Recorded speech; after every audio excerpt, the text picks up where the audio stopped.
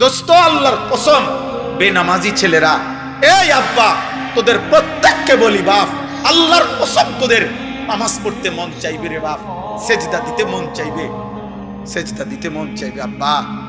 হাসরের ময়দানে হলেও সেদিন মন চাইবে খুব, যে আল্লাহ আপনি একটু সুযোগ দেন না রে মাওলা, একটা সেজদা দেই আপনারে। আমারে তো বিচারের জন্য হয়তো সিরিয়ালে আরো পরে ডাকবে, এই ফাঁকে আমি আপনারে একটা সেজদা দেই।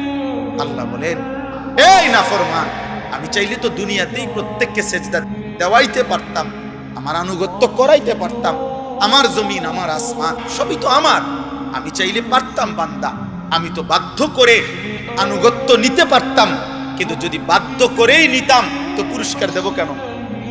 তাইলে আর জান্নাত জাহান্নামের কি দরকার, বিচার আচারের কি দরকার, আখিরাতের কি দরকার, হাসরের মাঠের কি দরকার? কারণ আমি যাকে বাধ্য করাইয়া সেজদা করাইছি, তো সেখানে তোমার কৃতিত্ব কি? আর তোমার যদি কোনো কৃতিত্ব না হয় তো পুরস্কার কি আবার? ওয়ালাউ শি'না লাআতাইনা কুল্লা নাফসিন হুদাহা, আমি চাইলে পারতাম বান্দা, কিন্তু ওয়ালাকিন হাক্কাল কওলু মিন্নি, আল্লাহ বলে আমার চূড়ান্ত ফয়সালা নাফরমান। আজ এটা হাসরের মাঠ, আজ আমি মাফ করার দিন না, আজ হাসরের মাঠ বিচার করার দিন, আজ আমি বিচার করব।